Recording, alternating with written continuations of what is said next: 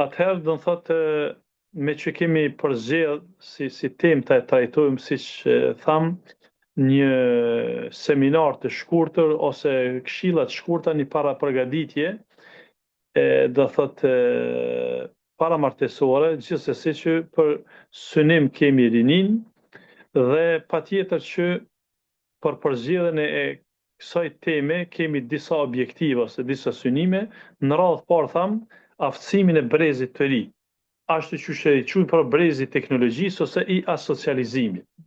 Fjala është pra se po jetojmë në fjala është se po jetojmë pra në periudhën e teknologjisë, periudhën e rrjeteve sociale, një kohë që nuk ka qenë të brezat e mëhershëm, ata që kanë jetuar para 2 dekadave, 3 dekadave në shekullin e kaluar, pra nuk e kanë pas një qasje të tillë. Pastaj edhe në anën tjetër është i shprehur bukur shumë asocializimi, për shkak pra se jeta e rinisë, po themi, e kësaj kohe brezi i ri, ma tepër jetojnë po themi kushtimisht është i shprehur individualizmi dhe kjo i ka ato pengesat e veta, prandaj dhe kemi për qëllim këtë do thotë për targetim këtë grup mosh. Po ashtu si rezultati ose arsye do thotë qëllimit të përzgjedhjes së kësaj teme është para përgatitja e rinisë për ndërtimin e familjes.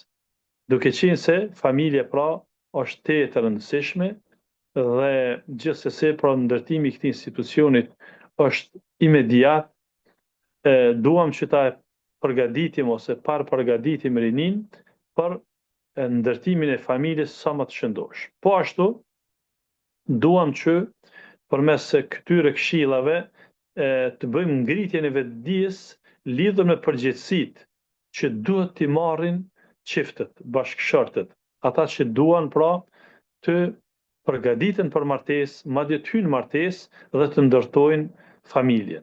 Patjetër që duhet çdo institucion i ka përgjegjësitë e veta, edhe ky institucion social që është martesa i ka përgjegjësitë e veta, prandaj dhe duam që ta përgatitim brezin e ri që të merr përgjegjësi. Duke marrë parasysh tani që kemi edhe probleme të mëdha globale, sidomos në aspektin social, dhe siç tham që tani qasja e rinisë në këtë kohë është një qasje më ndryshe se sa e brezave të kaluar, ne duam që pra përmes këtyre këshillave ta ngritim vetëdijen e rinisë. Gjithashtu prej objektive është të njoftojmë pra rinin me vlerat e martesës, sepse nuk mund ta e çmojmë një institucion pa i njoftë atë, sa më mirë ta njohim pra martesën, e çmojmë atë, e vlerësojmë atë, punojmë për të e kështu me radhë, andaj për ta njohur martesën më mirë ose këtë institucioni duhet të referohemi këshillave hyjnore, praktikisht të referohemi fjalëve të Allahut xhalla xhelaluhu, mesazheve të pejgamberit alayhis salam që flasin në këtë aspekt, dhe pastaj ne të orientohemi në bazë të asaj që flasin për faktet hyjnore. Duke qenë se Allahu xhalla xhelaluhu martesën e ka quajtur prehje edhe qetësi. Pra, martesa është prehje, është qetësi, është vlerë. Kështu Allahu xhalla xhelaluhu ka quajtur në Kur'an. Dhe nëse mirët si e tillë, atëherë i bie që ne këtë institucion për me luajtur rolin pozitiv të vlerave, duhet ta shndrojmë në qetësi, jo në kaos, jo në antivlerë, jo në zhurmë, jo në probleme. Pra, që në start ne para përgatitemi që martesa është vlerë. Jo ashtu që e paraqesin një pjesë e njerëzve, po themi në shtete të zhvilluara madje, ku dominon kapitalizmi dhe aty ku po themi aspekti shpirtëror është i anashkaluar, martesën e konsiderojnë diçka të dëmshme, të vështirë, diçka që e ngarkon njeriu në kështu me radhë. Jo, përkundrazi. Domethënë, Allahu xhalla xhelalu në Kur'an martesën e ka quajtur prehje. Dhe kjo prehje ose kjo qetësi nuk mirret në forma të tjera. Pra nuk mund të plotësohet me forma të tjera. Madje ibadetet, adhurimet e bëjnë, po them kështu, balancimin e kësaj vlere, por jo dhe përmbushjen. Që i bie se Allahu xhelle xhelalu nuk e ka parapaqur që për shembull përmes namazit ta zaventësojmë na martesën. Përmes kryerjes së haxhit për shembull ose agjerimit ta zaventësojmë martesën. Jo. Përkundrazi, do të thonë ibadetet e zbusin edhe balancojnë, do thotë këtë institucion, por nuk vjen shprehje me evitu këtë. Ose në fakt në citate tjera Allahu xhelle xhelalu në Kur'an e ka quajtur martesën petk, tesh, e cila i duhet njeriu në mënyrë të përgjithshme, besimtar në mënyrë të veçantë. Pra këtë petk ose kjo tesh që i ka quajtur Allahu xhelle xhelalu gruan për burrin ose anasjelltas burrin për gruan, ky petk nuk mund të zaventësohet me diçka tjetër, me ndonjë institucion tjetër. Pra shkolla nuk i zaventëson këtë petk. Petku i shkollës nuk i zaventëson petkun e martesës. Petku i pasurisë nuk e zaventëson petkun e martesës. Petku i karrierës nuk e zaventëson e kështu me radhë, atëherë bie që ky petk është i domosdoshëm. Kështu që po themi përveç këtyre vlerave që Allahu xhelle xhelaluhu i ka theksu, do ta kuptojmë që martesa është gjysma e imanit. Ky institucion është gjysma e imanit që shka në hadithin e sakt, ku pejgamberi sa më ka thonë, kur flet për martesën, martohuni sepse martesa është gjysma e besimit. Keni frikë Allahut në gjysmën tjetër. Po ashtu, martesa është nevojë pra biologjike dhe fiziologjike që thamë se nuk zaventësohet me mekanizma të tjerë. I bie që ne duhet ta njohim, duhet të parapërgatitemi dhe të qasemi këtij institucioni. Gjithashtu është për nevojë dhe sociale, është plotësim i aspektit psikosocial dhe mental e kështu me radhë. Do thotë janë vlerat e shumta që vijnë nga ky institucion. Këto ishin disa prej objektivave, po themi, të këtij institucioni. Gjithsesi që kemi nevojë që të dimë se si të arrijmë te martesa e suksesshme. Çfarë mekanizma duhet të përdormi, çka duhet veprojmë, me çka duhet përgatitet një i ri që në fakt të arrijmë te një martesë e suksesshme. Po i theksoj, po i përmendi 10 hapa konkret që kërkohen për me arrit deri te një martesë e suksesshme. Sigurisht që ka shumë çka për të plotësuar, po unë po mundohem që të paktën për shkak të minutazhit të kufizuar, të numëroj dikon rreth 10 hapa konkret që kërkohet për me realizuar një martesë të suksesshme, dhe këta 10 hapa konkret janë si rezultati nxjerrës nga mesazhet kuranore ose thonit profetike të pejgamberit alayhis salam apo praktika e përditshme. Krejt këtu, pra nga dobia e krejt këtyre që i theksova, i kemi nxjerrë këto 10 hapa konkret. Në radhë parë, për të arritur një martesë të suksesshme, duhet të plotësohet oferta profetike për dy gjinit. Që i bie se kur na ka fol pejgamberi alayhis salam për gruan e mirë, se cila është oferta e gruas mirë, ka thonë tunkahul mar'atu li arba, gruaja martohet për 4 gjëra: për fenë e saj, për përjardhjen e saj, familjen e saj, edhe bukurinë, pamjen e saj. Pastaj në fund të hadithit ka ardhur për zgjedhja atë që është e fesë, i ki durt plot vlera. Pastaj se përket ofertës së djalit, pra kur oferton një vajzë për djalin, çka duhet me pas? Ka thënë pejgamberi sa, idha atakum men tardawna dinahu wa khuluquhu fazawwijuhu. Nëse ju oferton juve një djalë që ja parapëlqen fenë e tij dhe moralin e tij, martoni. Nëse nuk e bëni kët, atëherë dini që jeni duke bë shkatërrim në tokë. Pra në radhë parë, nëse duam që të arrijmë te një martesë e suksesshme, duhet mi pas në hatër këto oferta.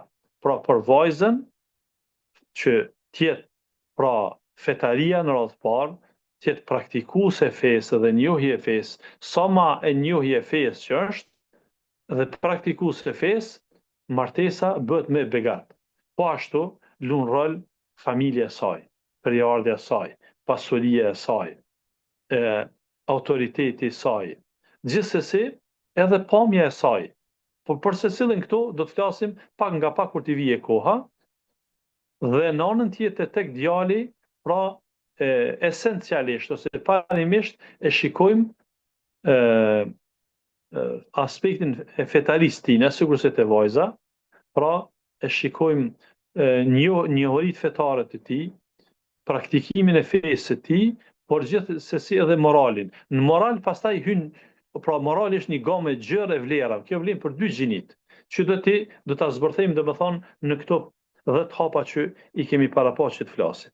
Pastaj hapi i dytë është pjekuria mentale. Kjo vlen për dy gjinit. Pra vlen për djalin, vajza, cilën don me e feju dhe me martu që tjetë nëna e fëmijëve, ose djali që don tjetë pra burri i një motre, që tjetë baba i fëmijëve, kërkohet do thot pjekuria mentale. Që i bie se tjetë pra i ndershëm apo e ndershme, e formuar apo i formuar me karakter të lartë. Dhe që kjo determinon do thot që ndershmëria bazohet mbi bazën e fetarisë. Formimi i personalitetit, i karakterit, i diapazonit të dijes e kështu me radhë, vije si rezultat i njohurive të tija, edhe gjithsesi që karakteri ka të bëj me aspektin e fetarisë. E si ta njohimi këtë vlerë? Qysh muj me arrit këtë vlerë të vajzë ose të djali? Përmes kujt? Përmes konsultimit me të tjerët. Pra, i konsultojmë të afërmit e vajzës. I konsultojmë shoqërinë me kënë shoqëru. Ne po flasim në kohën e teknologjisë. Nuk jemi të folë për shembull në shekullin e kaluar, në shekullin e kaluar ka pas tjera mekanizma. Tani është mundësia e përdorimit të rrjeteve sociale, ja kontrollojmë për shembull a ka rrjete sociale, a e përdor Facebook-un ose ndonjë rrjet tjetër social. Nëse ka, atëherë i marrim disa nga njohuritë e saj, pra çka frekuenton, shoqërinë e kështu me radhë. Nëse nuk ka qasje për rrjete sociale, atëherë marrin njohuri të drejtë për drejta, nga shoqëria e shkollimit, nga shoqëria e punësimit nëse e punon, nga të afërmit e saj e kështu me radhë, ose kjo vlen për djalin në raport me vajzën. Vajza po don me martu një djalë, atëherë i frekuenton rrjetet sociale në raport me atë djalë, ose shoqërinë e tij, të shkollës, ose të punës, ose të afërmit e kështu me radhë. Pastaj të jetë i ndërgjetshëm, apo e ndërgjetshme, apo i përgjetshëm, apo e përgjetshme, të jetë i mençur, apo e mençur, i kujdesshëm, apo e kujdesshme. Do të thotë, kjo luan rol shumë. Nëse duam, ne jemi të folë për një kriter të veçantë. Kriteri është pjekuria mentale. Krejt që to që ka po flas, kanë bëjnë me pjekurinë mentale. Pra, ndërgjetshmëria. Burri kërkohet me qenë i ndërgjetshëm në raport me gruan, por edhe gruaja kërkohet me qenë ndërgjetshme.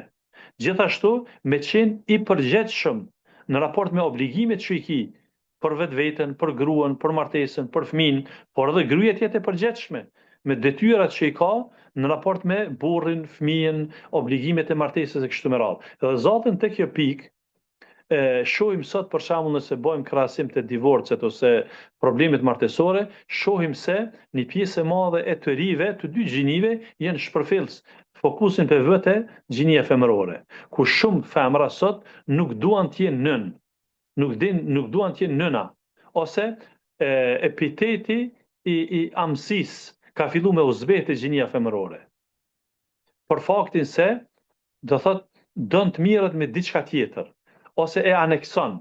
Për shembull nuk don të bën fëmijë, don të jetë vetëm një bashkëshorte e lirë. Ne po flasim në zhargonin e përgjithshëm në aspektin e globalizmit. Në mënyrë të përgjithshme, po fatkeqësisht këto probleme kanë filluar se këto fryma, këto erëra kanë filluar të paraqiten në vendin tonë, në shoqërinë tonë, ku ka motive të tilla, madje te praktikuesit, te motrat muslimane e gjejmë këtë frymë me një përqindje jo shumë të madhe, mirë po është evidente, ku do të jetë bashkëshorte, por të jetë fri, të jetë e lirë tërësisht, mos merr përgjegjësi. Punon, por të ti anekson përgjegjësi që i ka ndaj burrit, ose ndaj familjes, ose ndaj fëmijëve. I shtyn lindjet, nuk dën të ketë fëmijë një kohë të gjatë. E kështu me radhë, domethënë, krejt këto hyn këto. Si ta kuptojmë pra këtë karakter, pra përgjegjësinë, sa është e përgjegjshme gruaja, sa është e ndërgjegjshme, e mençur, e kujdesshme, ose në të kundërtën, sa burri është i përgjegjshëm, i ndërgjegjshëm, i mençur, i kujdesshëm e kështu me radhë. Si mund ta dimë këtë? Përmes bisedimeve, kur dalin në takim vajza me djalin, pra përmes bisedimeve që i bajnë, pra këtu tash për të rjekni paralele, nëse dikush kishte me pyet, e çka me fol pra ne kur dalim në biseda, pra këtu janë temat rreth përgjegjësive, rreth ndërgjegjes, karakterit, mja testu mençurinë, mja testu pra sa është i kujdesshëm ose e kujdesshme, bën me bë pyetje provokative për me pase për mi nxjerr edhe këto vlera. Po ashtu hapi i tretë për të arritur pra deri te një martesë e suksesshme është edhe mundësia materiale e burrit. Pra, nëse duam që të kemi martesë të suksesshme, është shumë e rëndësishme, ne po flasim gjithmonë të ndershëm vëllezër dhe motra, në kohën e teknologjisë, në shekullin 21, praktikisht në kohën që po jetojmë. Këto janë standardet që ne po i theksojmë dhe kërkohen. Pra, mundësia materiale për burrin është shumë e rëndësishme për një martesë ose për të garantuar një martesë të suksesshme. Përse? Krejt kjo që burri të jetë i pavarur. Nëse duam që burri të jetë i pavarur, duhet me posedu pasuri. Në të kundërtën, burri ka me qenë i varur prej prindërve. Në momentin që është i varur prej prindërve, në radhë parë, ai nuk mund të jetë vetvetja. Ka me pas komplikime, ka me pas vështirësi. Madje mbjell disa karaktere jo të mira, jo të shnosha. Dhe në anën tjetër, aq më tepër e bën më kompleksive gruan e tij. Ne po flasim në zhargonin e jetës përditshme. Për shembull, një i ri, një 22-3 vjet, 3-4 vjet nuk punon. Mirë po është martu. Llogaritni çfarë komplikimi shkakton vetvetes. Ai për çdo gjë të imt apo nevojë do thotë imediate ose nevojë të jetesës që ka, duhet me kërku nga prindi i tij. Ose nga shoqëria e tij, ose të hyn borxh. Tani, përveç që e sikleton vetveten, e sikleton edhe gruan e tij. Sepse në një farë formës e tjetër nuk mundet me i realizu ambicjet e tij ose si çift. Po dhe ja mbjell vetvetes një ves, po them një ves, një karakter jo të mirë, karakterin e lypjes, karakterin e të qenurit parazit, jo i angazhuar e kështu me radhë, prandaj kjo është arsyeja që e kemi cek do thotë këtë standard për me realizu do thotë një martesë të suksesshme. Aspekti, mundësia materiale çka ndikon pozitivisht. Pra ndikon që ai të jetë i pavarur, të jetë vetvetja. Pra konkretisht të jetë pra personi i cili mund të merr vendime për vetveten edhe për familjen e tij. Tani ndoshta dikush kishte me pyet që Allahu xhelle xhelal në surën An-Nur, në citatin 32 dhe 33, na flet, ndoshta dikush e kupton të kundërtën asaj që unë po e them. E unë këtu i kam sill këto dy citate për të mos lënë divergjenca ose dyshimet e dikush për juve, çysh mujna me i bashkuar mes këtyre dy citateve. Allahu xhelle xhelal në citatin 32 në kapitullin e Nur thotë kështu: "Wankihul ayyama minkum as-salihin min ibadikum wa imaikum." Martoni gratë pa martuara edhe burrat pa martuar prej robëve dhe robëreshave të juaja. In yakunu fuqara yughnihim Allah min fadli. Çka është pjesa që po duhet këtu në bisedë, Allahu po thotë nëse ata, pra të pamartuarit që janë posamartu, janë të varfër, Allahu do t'i pasuroj, pra kuptimi është përmes martesës. Do t'i pasuroj nga mirësia e tij. Wallahu wasiun alim, Allahu është i gjithdijshëm. Ky është citati 32. Ndërsa në citatin 33 thotë: "Walistafifi alladhina la yajiduna nikahan hatta yughniyahum Allah min fadli." Le të vetë përmbahen ata të cilët nuk kanë mundësi martese derisa Allahu t'u hap dyert nga mirësia e tij. Ky është citati 33. Qysh mund mi bashku këto dy citate? Çfarë kuptimi kanë këto dy citate? Pra këto dy citate sukur kanë një kundërthanie, nëse shikojmë nga aspekti jashtëm, duken që kanë një kundërthanie në mes tyre. Citati i parë po thotë Allahu, martoheni se unë ju bëj të pasur. Citati i dytë po thotë, vetë përmbanu derisa të keni mundësi më martu. Çka i vjen vetë përmbanu? Vetë përmbajtja i bie, agjeroni, shtoni agjerimin vullnetar, shtoni namazin e natës, pra shtoni sabrin, derisa Allah t'ja hap dyert e martesës. Qysh mundem mi bashku këto dy citate? Citati i parë, të ndershëm vëllezër, studiuesit thonë që i kthehet kujdestarëve të fëmijëve. Citati i parë flet për kujdestarët e fëmijëve, për prindët e fëmijëve, për babën konkretisht, ku Allah po thotë, nëse ata pra jenë martu, atëherë Allahu xhelle xhelaluhu përmes martesës i shton pasuri. Që i bie se mos u frigoni se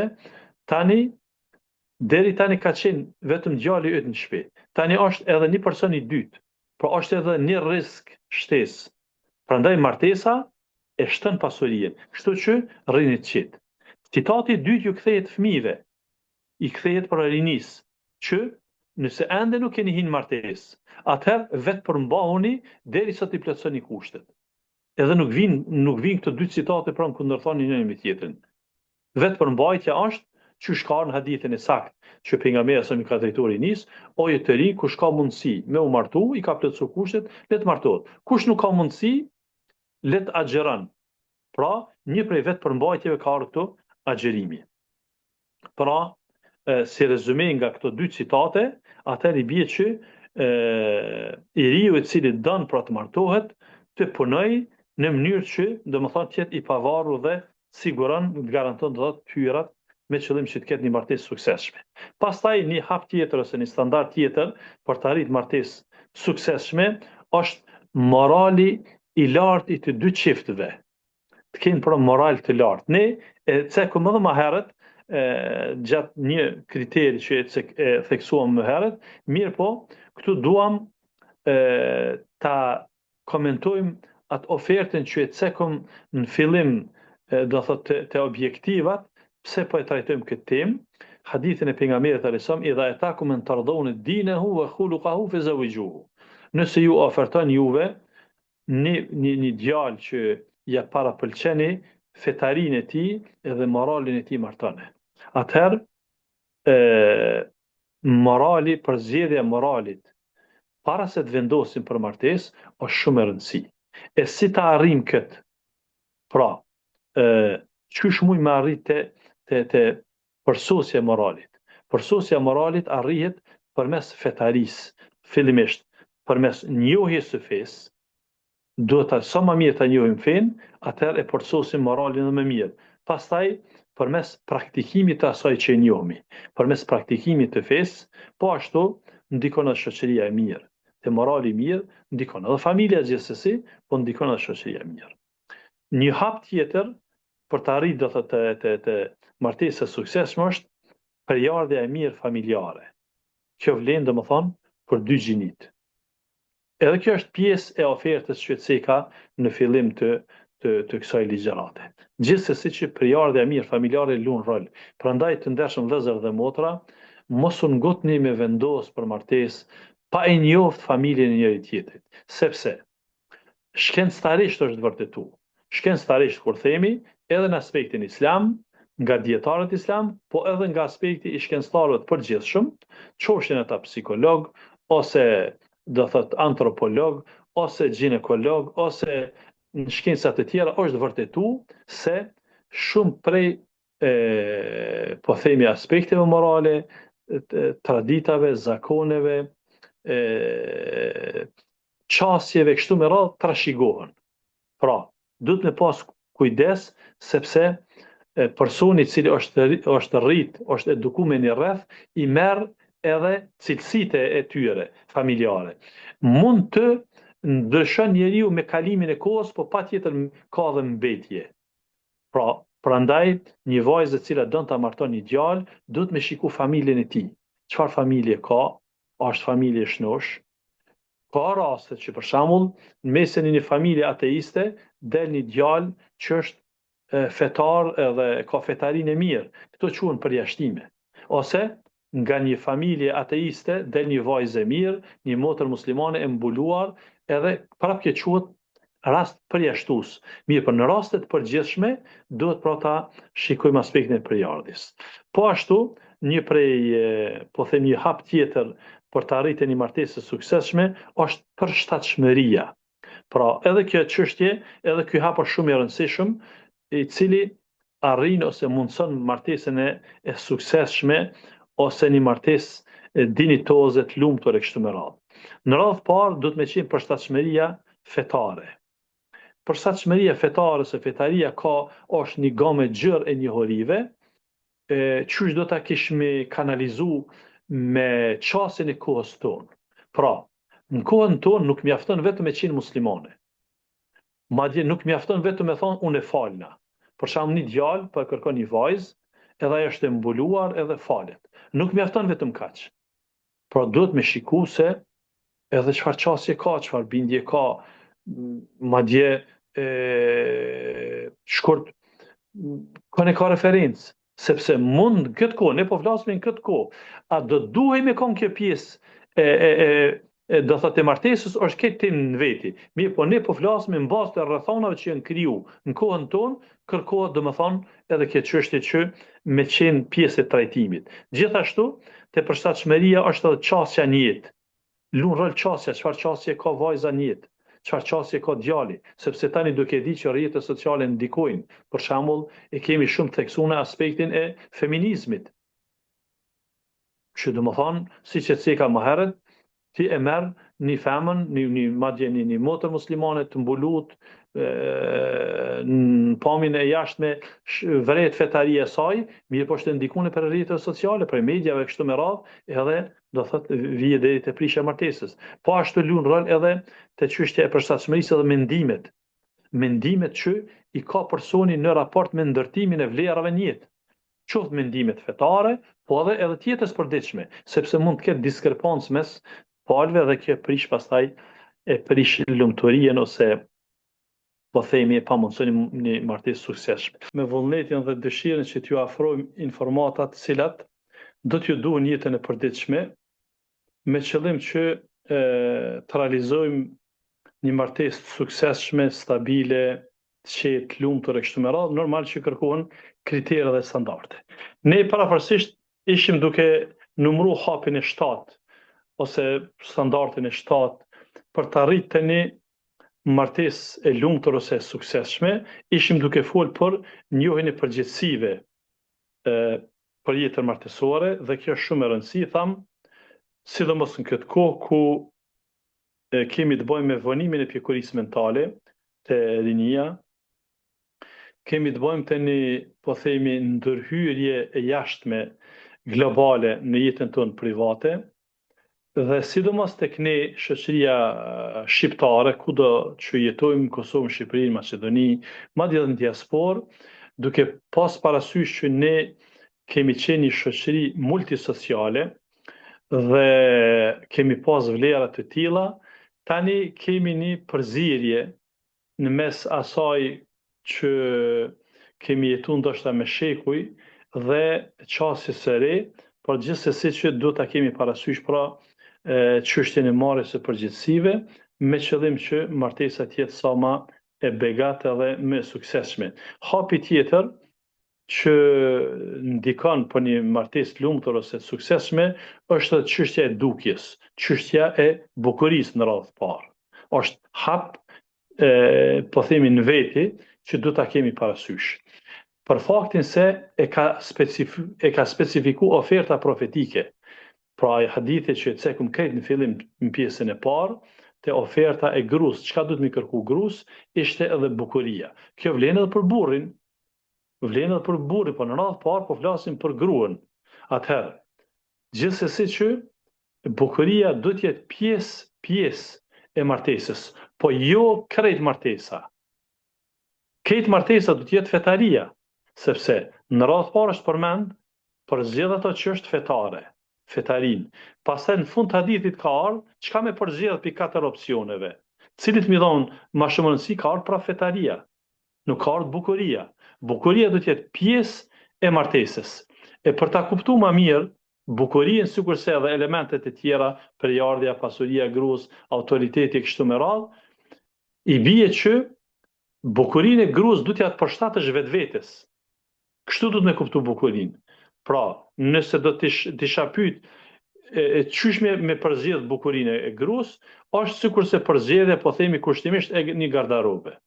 E një këmishe, pantallona të ngjashëm, mbathje, secili ka shijen e vet. Pra ti e përzgjedh shijen tënde. Por pa e krahasu me gratë të tjera. Pa e krahasu pra me burra të tjerë.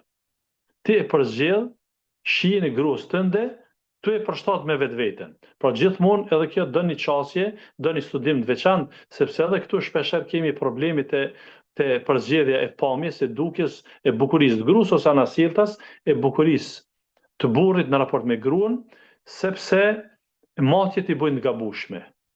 Pra, shikon me përzgjedh një grua në raport me mja parafru për shembull gruas së filanit e të filanit, ose me përzgjedh burrin, mja parafru burrit të filanes edhe të filanes. Kjo gabim. Ngjashmëria këtu ose krahasimi domethënë është shumë i dëmshëm dhe nuk do duhej me qenë pjesë e kësaj. Po ashtu, gjithsesi këtu te çështja e përzgjedhjes së bukurisë, problemin kohën tonë na bëjnë shumë rrjete sociale. Ndikojnë shumë negativisht. Ku për shembull, djali, mashkulli, shikon femra të shumta. Ne dim qëndrimin fetar, domethënë të rujtjes së synit, mirë po ne po flasim nga aspekti medial, nga aspekti praktik. Ku për shembull i qaset rrjete sociale, sheh lloj-lloj femre, edhe kjo nuk ka fund. Tani mundohet ato çka e ka pas syni, do thot me realizu. Ose kundërtat e femrat, shikon lloj-lloj meshkuj dhe mundohet ato që e sheh me ja përshtat vetvetes. Pra kjo është gabim. Prandaj në radhë parë do të merru shikimin edhe synin që shedim prej gjërave të ndaluara dhe përzgjedhja të jetë konform pra përshtatshmërisë tonë. Hapi tjetër që ndikon në një martesë të shëndosh, suksesshme, të lumtur, është edhe dashuria ndaj njëri tjetrit. Pra, këtë çështjen e dashurisë ne ka mbjellë Allahu xhalla xhelaluhu. Që thot në surën Rum, citate 21, ku Allahu na foli, që në fillim të ligjëratës së parë, pjesës së parë, wa min ayatihi an khalaqa lakum min anfusikum azwajan litaskunu ilayha. Prej argumenteve logjike të ekzistencës së Allahut është se ai nga lloji ju ka përzgjedh bashortet e juaja që te to gjeni përrehje. Kjo ka një çështje të veçantë. Pse Allahu këtu se ka përmend burrin, që te burri gruaja me gjet përrehje. E kundërta, burri me gjet përrehje te gruaja, sepse ambientin e martesës e sjell gruaja, qetësinë në familje do ta sjell gruaja. Prandaj, pra këtu duhet me pas shumë kujdes në kohën e globalizmit po flasun, në kohën tonë, jo në kohën e nënave tona dhe gjysheve tona dhe stërgjysheve tona, ku ato kanë qëndruar në shtëpi, për atë arsye kanë sjellë ngrohtësi. Sot për shembull, pjesa dërmuese grave dalin jashtë shtëpisë, punojnë dhe sikur do thot kjo prej dhe kjo qetësi largohet. Sjellet një lodhje, një plagështi, pra në mbrana këtij citati koranor na vjen edhe hapi 9, që është dashuria. Thot Allahu xhel xhelal në vazhdim të citatit, wa ja'ala bainakum mawaddatan wa rahma. Allahu xhel xhelal mes çiftit ideal, duke i plotësuar këto standarde që numërum, sjell mawadde, dashuri, edhe mëshirë. Pra, shumë është me rëndësi mbjellja e dashurisë së çiftit. Çifti, bashkëshorti, besimtari, duhet pra nga objektivat e martesës është, por në mesin objektivave e cila sjell pra progres, edhe lumturi, edhe qetësi, edhe sukses martesë, me dash gruan, edhe gruaja me dash burrin, jo armiqësia, jo e kundërta, jo paragjykimi. Halo para se mu martu, shpesh gjejmë te çifti i ri paragjykime. Atëherë çysh me hin martesë? Kjo gabim. Pra, duhet me kuptu secili pi bashkë mi ul pritshmëritë, se shpesh herë burri pret shumë për një grua të mbulut. Pra, Ambicia e një djalit është me gjetë një vajzë të mbuluar, pra profetare, edhe mendon që ajo është e shenjtë, në atë kuptimin formal, po them, pa gabime. Jo, s'ka grup pa gabime. Sikur që një vajzë fetare e përzgjedh një djalë fetar, të kompletun, e vren dukshëm fetarin e tij, mendon që është një pagabun. Jo, s'ka djalë pagabun. Pra, ulni pritshmëritë, martesa është në rregull. Ulja pritshmërive e shton dashurinë. Paraqitja objektivave afatgjate e shton dashurinë. Synimi për t'u afruar te Allahu e shton dashurinë. Unë shpeshherë them gjatë trajtimit të konflikteve që na paraqiten, them kështu. Subhanallahu, sikur martesa po shndrohet në një duel, në një luftë të hapur mes çiftëve, sidomos viti i parë martesor, njihet domethënë shkenca sociale që është prej viteve më të vështira, për faktin se ende nuk e njohin mirë njëri tjetrin, janë duke studiuar dhe e paragjykojnë.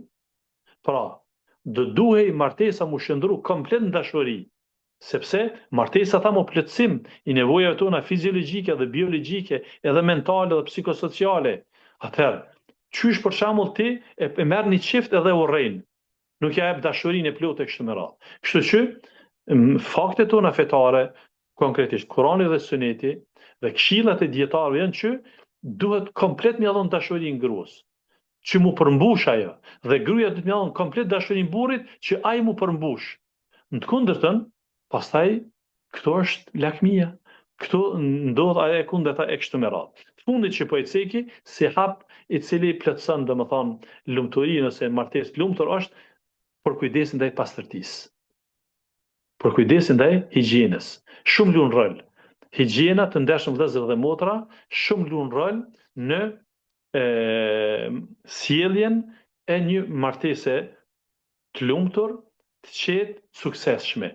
Ndoshta për dikon është pak e çuditshme kjo, mirë po unë po ju flas me fakte dhe me aspektin praktik.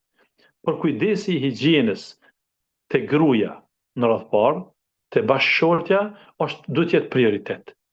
Pra, mbajtja e higjienës së brendshme e trupit, pastrimi, gusli siç e quajmë ne, parfymosja, ndrimi shpesh i garderobave, sidomos ambienti i gjumit luan rol. Njëkohësisht që luan rol, pra për burrin që luan rol shumë në raport me gruan. Mirë po, edhe higjiena e burrit. Aq më tepër burri që punon e që ndjerësitet, normal që lodhja gjatë ditës e bën veten kur shkesh në shtëpi, duhet me shkurt, falë Allahut që tani me po flasim kohën ku kanë ndryshuar edhe kushtet tona, elhamdulillah, duhet pra sa më shpesh me u pastru, me ndru rrobat, me u parfymos. Ju e dini që llogaritin në kohën e krizave botërore, në kohën e, po themi, vështirësive fukarallakit të madh, por në kohën kur ka zbrit shpallja, kur është dërguar pejgamberi sa, aq shumë i ka dhënë rëndësi të madhe guslit. Pejgamberi alayhis salam, saqë për shembull për ditën e xumë, alarm e ka bën. Pse? Se keni mund të jeni afër njëri tjetrit me qenë të pastër. Aq shumë e ka përdor parfumin pejgamberi sa në atë kohë ku njerëz nuk kanë pas parë buk me ungi. Parfumi ka qenë pjesë aktive në përditshmërinë e pejgamberit alayhis salam. Llogaritni, saqë thotë, mu kanë bën dy gjëra, jem dashuruar ndaj dy gjërave, grave edhe parfumit. Ku jem na sot me këto? Krejt që to domethënë pak nga pak e bëjnë jetën martesore të lumtur edhe të qetë të begat. E kisha edhe një pjesë tjetër me fol, si të qëndron martesa stabile. Sigurisht që ju intereson të rive, po të gjithëve, kjo intereson edhe të rive edhe aty një që të martuar, si që promovova në pjesën e parë në fillim, krejt që të gjithë ne jem të interesuar me pas një martesë stabile. Çka duhet me bë për me kon martesa stabile? Në radhë parë kërkohet me njoft këtë institucion. Pra, sa më shumë ta njohim institucionin martesor, fondacionin martesor, aq më shumë e çmojmë edhe e ruajmë. E tani, zakonisht ne në hapat e parë që i bëjmë në afrimin e njohurive të çiftit i ri, i preferojmë që të lexojnë për martesën, të lexojnë për çiftin e kundërt. Gruaja të lexon për mashkullin, mashkulli të lexon për femrën e kështu me radhë, sa më shumë të njihet ky institucion, sa më shumë të vlerësohet ky institucion, bëhet pra siguron një qëndrueshmëri më të madhe. Pastaj hapi i dytë, njohja dhe stabiliteti, pra i atyre akterëve, po themi, që janë pjesë e këtij institucioni. Qysh e ceka më herët, pra njohja e psikologjisë së gjinisë të kundërt, njohja e tabiatit, natyrshmërisë gjinisë të kundërt. Studiuesit e shkencave psikosociale thonë për shembull prej dallimeve, unë prej shumë dallime po i ceki, për shembull burri mashkulli njihet si shikues, femra njihet si ndëgjuese. Kështu njihet, domethënë një prej dallimeve. Çka aludon kjo? Mashkulli është shikues. Pra, mashkulli ose burri, bashkëshorti është shikues. Burrit intereson çka ka bë gruaja, jo çka ka pas plan me bë. Për shembull, gjejmë shpesh ankesa në këtë kohë, ku për shembull burrat ankohen që gratë nuk po e bëjnë për shembull bukën me kohë, ose ankohen shumë, edhe do thot brana javës, do thot 3-4 ditë mungon për me bë ushqimin, arsyetohet, ose nuk e ka nivel higjienën personale ose të shtëpisë. Burrit intereson çka ka bë gruaja, jo çka i flet burrit që kum pas plan me bë. Që është realiteti, gruaja duhet me ditë këta, ose le ta mësojnë motrat. Kurse gratë janë ndëgjuese. Çka i bën me kon gruaja ndëgjuese? I bën që gruaja ka qef burri me ndëgju kur të flet. Ke arti pi punës, të ka prit gruaja të ditën, ose të ka prit pi udhëtimit, gruaja ka qef mu rrëfy. Ti me ndëgju, m'ia dhon vëmendjen. Derisa ajo shkurt të relaksohet. Pastaj vazhdon pjesë tjera. Pra, një për këtyne dallimeve e shumë të tjera që edhe Allah e ka përmenë në Kur'an, po lejse dhekaru kal untha, mashkulli nuk është si femra, dhe kanë ardhur në përfundim studiues të ndryshëm të lamive të ndryshme, antropolog, ginekolog, biolog, psikolog, e të tjerë kanë ardhur në përfundim se dallimi është substancial mes të dy gjinive. Hapi tjetër, ose këshilla tjetër për me siguru një martesë stabile, që është pjesë asaj që e ceka më herët, në mënyrë të përgjithshme e ceka, njohja e psikologjisë së njerëzit. Pra duhet me kuptu që secili njeriu, fillimisht secila gjini ka psikologjinë e vet. Pra, mashkulli duhet me njoh psikologjinë e femrës. Dhe psikologjia e femrës njihet në bazë gjinisë në radhë parë, pastaj në bazë të aspektit njerëzor. Dhe e kundërta vlen kjo edhe për femrën në raport me burrin. Momentin që njohemi psikologjinë e personit, e bashkëbiseduesit, e çiftit, e partnerit, atëherë domethënë i sigurojmë vetvetes një martesë të qëndrueshme. Nëse burri s'ka interesim me njoh psikologjinë e gruas, ose gruaja s'ka interesim me njoh, kjo çon deri te prishja martesës. Edhe është një prej faktorëve. Një faktor tjetër është arti i komunikimit mes çiftëve. Domethënë, shumë është me rëndësi arti i komunikimit pozitiv për me siguru një martesë stabile. E për këtë na flet Kurani dhe Suneti shumë, domethënë te çështja e artit komunikimit. Qysh na thot Allahu xhël xhelal në raport me njerëz të tjerë, wa qulu linasi husna, njerëzve folni mirë, pra me fjalë dashamire. Wa hudu ila at-tayyib min al-qawl. Allahu sukur na thot, mësonu me fol mirë.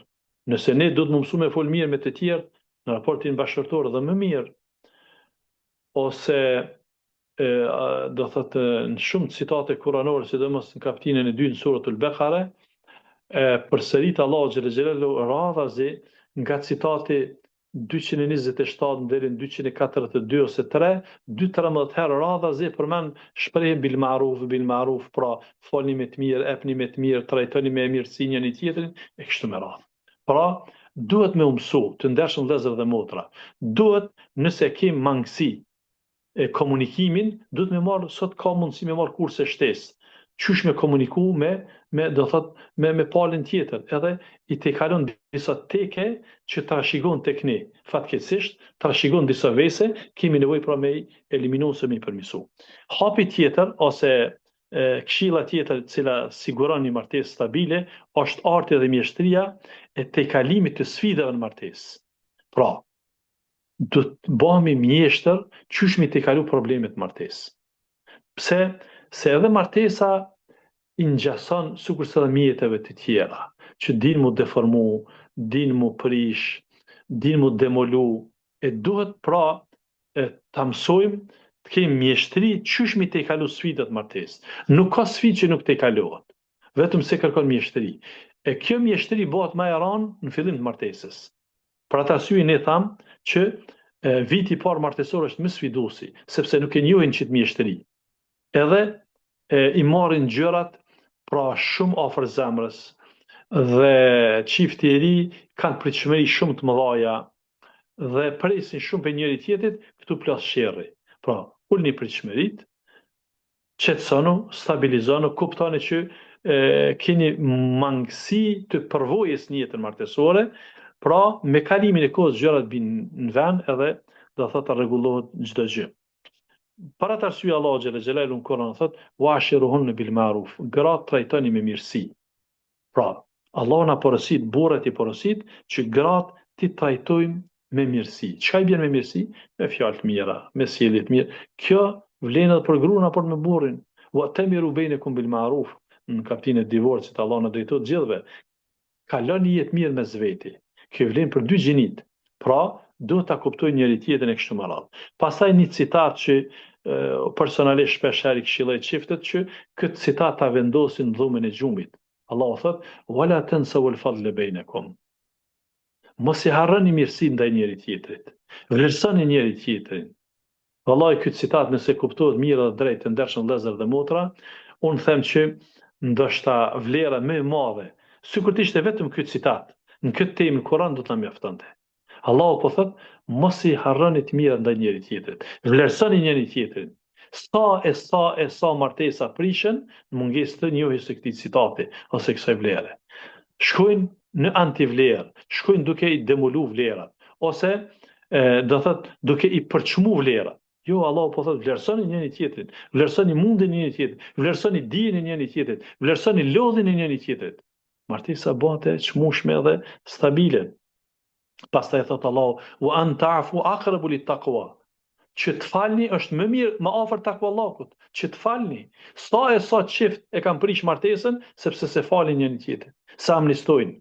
Subhanallah, nëse ne jemi thirr në citate ti falmi njerëz që si njohim, edhe që nuk i kem fare fes, po gruaja burrin, po burri gruan, Allahu po thotë që ta falni njëri tjetrin, jeni më afër takvallahut. Po takvallah është me fal njëri tjetrin, jo me prish martesën, jo me shndrun kaos e kështu me radhë. Pastaj e dini hadithin e pejgamberit sallallahu ku ka thonë khairukum li ahlihi wa ana khairukum li ahli. Më i miri nga jo është më i miri që është më i mirë për familjen e tij, për gruan e tij, ajo për burrin e saj. E unë jam më i miri për gruan time, për familjen time. Pra, na nuk do të jemi të mirë vetëm në xhami, siç thonë shumë studios, se në xhami ti skiçara pa u boj mirë se ambienti nuk lën me kon ndryshe. Ato të jem të mirë në rrugë, në punë, po më të mirë në shtëpi. Edhe gruaja. Nuk mjafton me kanë mirë veç kur të është me motra muslimane, po do të jetë e mirë kur të është me burrin e saj e kështu me radhë. Pastaj hadithi pejgamberit sallallahu la yukrihu mu'minun mu'mina, mos ta urrejn besimtari besimtaren. Mos ta urrejn burri gruan, in kariha minha khuluqan radiya minha ukhra. Nëse nuk i pëlqen një sjellje e saj, i pëlqen një tjetër. Kjo vlen edhe për gruan në raport me burrin. Mos ta urrejn gruaja besimtare burrin. Nëse nuk i pëlqen një sjellje e tij, i pëlqen një tjetër. Pra, mos u kap vetëm në një gabim që e ka gruaja ose që e ka burri, sepse asnjë të shenjtë nuk jemi, asnjë të përkry nuk jemi. Kapun vlerat gruas, kapun vlerat burrit, edhe gjëra domethënë pastaj eliminohen dhe mbesin vetëm vlerat. Hapi tjetër se këshilla tjetër është nëse dua martesë të qëndrueshme, duhet me pranu çiftin çashtu siç është. Duhet me pranu gruan çashtu me të mirat dhe me gabimet e saj. Duhet me pranu burrin me të mirat dhe me gabimet e tij. Nëse duam martesë qet. Pra, nëse shkojmë te përkryerja, s'ka përkryer. Përkryer ka veç në xhenet. Grut përkryen e ka hyri në xhenet. Madje edhe gratë tona në xhenet janë të përkryne. Allah i përkryen. burët për kyn ka veç në xhenet, nuk ka këtu. Prandaj, nëse don martesë stabile, prano burrin çashtu qysh është. Prano gruan qysh është edhe gjërat ecin mirë. Gjithsesi që kjo çështje, pra pranimi i çiftit i palës, ashtu siç është, ndikon në jetë gjatësinë e martesës. Martesa zgjat, martesa bëhet e mirë. Po ashtu ndikon edhe në plotësimin e do thot nevojave fiziologjike, biologjike, shkurt vlerave të martesës. Po ashtu ndikon pranimi i çiftit, çashtu që shoh, ndikon edhe në zhvillimin e duhur të fëmijëve. Kur baba e pranon, pra kur burri pranon gruan, nënën e fëmijëve, ashtu siç është, kjo ndikon te fëmia. Dhe kundërta, kur nëna e fëmijëve, gruaja e pranon burrin çashtu siç është, ndikon te fëmijët, edhe kështu bëhet jeta e begatë dhe e lumtur.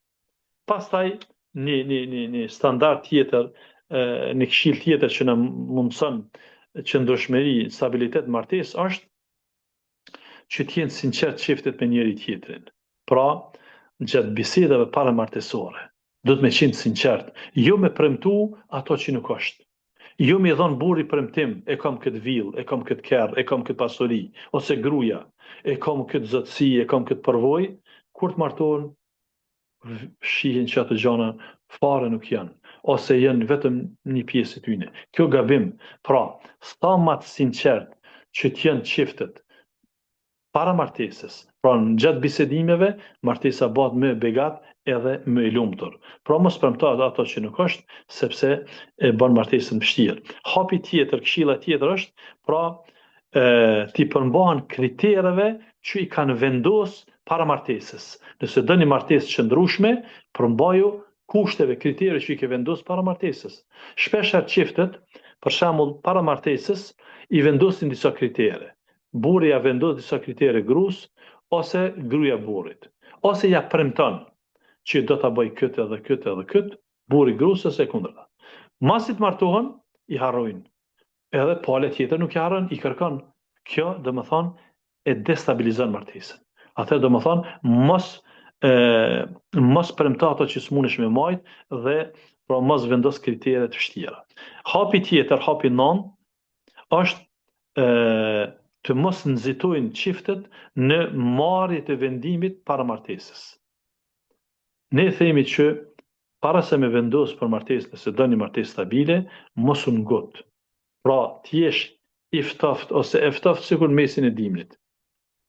Pra, fjala është mos nxito, jo i ftoft nga martesa, po mos nxito në vendim, pa i verifiku gjërat mirë, pa i njoft djalin mirë, kush është për jardë aja kjo, edhe pa i njoft vajzën mirë, pa u sigurun të mirë, mos vendos.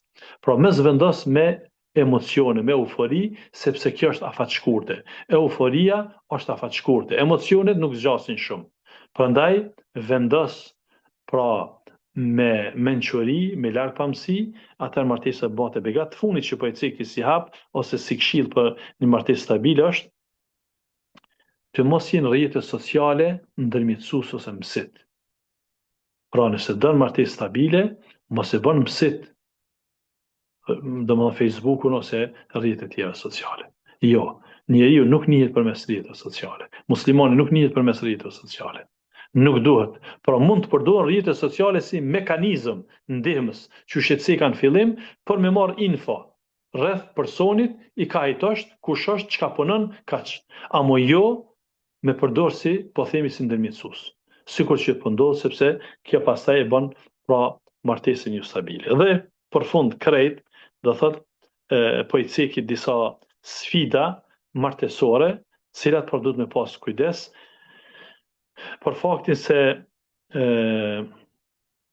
në radhë parë do të me kuptu që jeta ka sfida, ka vështërsi, kjo nuk duhet në asnjë formë, sidomos gjeneratën e re me u një keq ose me u frigu kur flasin për sfidat, por këto janë preventiva që duhet me pas kujdes. Kemi sfida të përgjithshme, do thot, cilat do thot mund të na paraqiten edhe para fejesës, para martesës ose gjatë martesës, sikur që janë sfidat socioekonomike. Pra, njeriu mund mu përballë me vështirësi, sidomos gjenerata e re sot, ai që mësohet në luks, momentin që ka një turbulencë, po themi, socioekonomike ose një krizë, do thot paralizohet. Jo, ne do të mësohemi të sfidohemi dhe të kalojmë ato. Sfidët pasaj edukative arsimore. Pra, është një çështje që e përcjell njeriu, edukata, çështja e arsimit, e dijes, kjo do thot mund të jetë një sfidë që na befason në raport me çiftin ose me palën tjetër, por evitohet domethënë përmes arsimimit e kështu me radhë. Po ashtu mund të kemi edhe sfidat të menaxhimit, si sfida të përgjithshme. Sfidat të menaxhimit të krizave, të situatave, të familjes e kështu me radhë, por edhe kjo domethënë arrihet me aftësim. Pastaj kemi sfidat të mbrëmshme. Pra, këto zakonisht kanë të bëjnë me raportet tona martësore. Për shembull, prej sfidave të mbrëmshme kemi përshtatshmëria në natyrshmëri dhe në mentalitet. Kjo është ka një sfidë, sfiduese po them. Është një sfidë bukur e madhe, ku kemi për shembull mos përshtatshmëri në natyrshmëri, në tabiat, siç e themi në gjuhën e fesë, ose edhe në mentalitet, në mendësi. Janë dy persona me regjione të ndryshme, me mentalitete të ndryshme, por duhet më mundu domosdoshmë me i parafru për me siguru, do thot me te kalu këtë sfidë dhe me siguru martesën e mirë. Po ashtu, përshtatshmëria në tradita edhe në ambient. Ka njëherë, do thot çiftet kanë ambientet ndryshme, po kanë edhe do më thonë traditat ndryshme, kontradiktore, duhet më mundu do thot me u përshtat. Po ashtu kemi përshtatshmëri në pikpamje dhe në qëndrime. Pra, duhet më përshtat në pikpamje dhe në qëndrime. Secili duhet të kemi qëndrimet tona edhe pikpamjet. Por, martesa don përshtatshmëri. Jo detyrimisht më u shkri, por me u përshtat. Që i bie se dikun duhet me lëshu pen, me hiq dorë, e dikun duhet me pas qëndrime, edhe kështu bëhet martesa e mirë. Kemi sfida globale, prej sfida globale për shembull është problemet e globalizmit. Pra, kjo është temë këtë në veti, e shpeshherë problemet e globalizmit i kemi pjesë aktive në jetën tonë. Ku, për shembull, fjala bie, ku ndiqen trendet botërore. I riu ose e reja i ndjek trendet botërore, don ato me realizu në vendin tonë, aja nuk është pjesë e jona, ose shpeshherë është edhe dëmshme, prandaj kjo është një sfidë që duhet me pas kujdes. Pastaj problemet demografike. Kemi edhe problemet demografike që këto më tepër kanë bënë me rrethonat e vendit edhe pozitës ku jeton personi. Pastaj kemi edhe probleme gjinore, për shembull ku siç e theka personi, për shembull djali, mashkulli nuk ka lexuar asnjëherë për gjininë e kundërt. Nuk e njeh natyrën e gjinisë femërore. Nuk i njeh vështirësitë, krizat, metat, ankesat e kështu me radhë dhe e kundërta. Edhe kjo paraqet domethënë një sfidë në veti. Pastaj kemi sfidat e rrjeteve sociale, që prap kjo është një temë në veti që do të trajtojmë, po unë vetëm dy fjalë po i them, që me pas kujdes në këtë kohë, sepse keq përdorimi, po themi, keq menaxhimi i rrjeteve sociale e demolon martesën, e dëmton martesën, e dëmton imazhin tonë në radhë parë dhe imazhin e martesës. Qoftë në aspektin e raporteve, qoftë në aspektin e produktiv që duhet me dhënë një grua ose një burrë kështu me radhë. Pastaj kemi edhe sfidat do thot të problemeve ideologjike. Pra, gjithmonë këto lidhe me globalizmin ose me rrjetet sociale që në paraqiten jetën e përditshme dhe si fund të po themi të këtij mini seminari ose ligjërate, po du me përmbyll me disa këshilla për ta përfunduar. Unë preferoj që nëse duam një martesë suksesshme edhe të lumtur edhe të begat edhe produktive, është mirë të mohen trajnime paramartesore. Pra, të rritë çiftet mojnë trajnime paramartesore. Dhe trajnime pasmartesore, ata që në martun. Po, qysh me mojt martesën, qysh me begatu martesën e kështu me radhë. Po ashtu, nëse duam një martesë të lumtur, preferojmë që mos t'ju udhëheq uni, egoja. Largohe egon, martesa jetë e bukur, jetë e lumtur, jetë ashtu qysh e ke imagjinu. Se shpeshher imagjinata paramartesore është pozitive ose ajo ndjenja. Në momentin që fillojnë, pastaj hupa e ndjenja pozitive. Pse? Se vendoset uni, egoja. Largohet egon, kjo vlen për dy gjinit, martesa kthehet në lumturi. Pastaj larg euforisë dhe emocioneve në martesë. Personi i cili përdor emocionet në martesë, qoftë burri, qoftë gruaja, martesa zbehet, martesa deformohet. Po ashtu, nëse duam një martesë të mirë, konsultoni përvojat e tjerëve, përvojat e aty që janë më të vjetër. Ata që janë më të vjetër, prindët, gjyshrit e të afërmit, ata janë enciklopedi. Kim nevojë mi marr përvojat e tyre dhe martesa e luan rolin për çka dhe është para pa. Pastaj përfundimisht po e ceki këtë kujdes traditës vendore. Çdo vend i ka traditat e veta. Edhe ne, pra, si shqiptar që jemi, si musliman shqiptar që jemi, kemi traditat tona. Duhet mi rru traditat tona nëse duam stabilitet. Në të kundërtën, inkorporimi i traditave që janë tona dhe kur duam t'i përgjithsojmë ato, martesa pastaj merr kohje negative. Këto ishin disa prej këshillave sa i përket do thot para përgatitjes për martesë, po nikosisht edhe rujtjes martesës, lutim Allahun xhel xelalu që t'ju shpërblej për dërimin, për sabrin dhe nikosisht Allahu na mundsoj që të kemi martesë të lumtur, të begat, të qëndrueshme. Elhamdulillah rabbil alamin.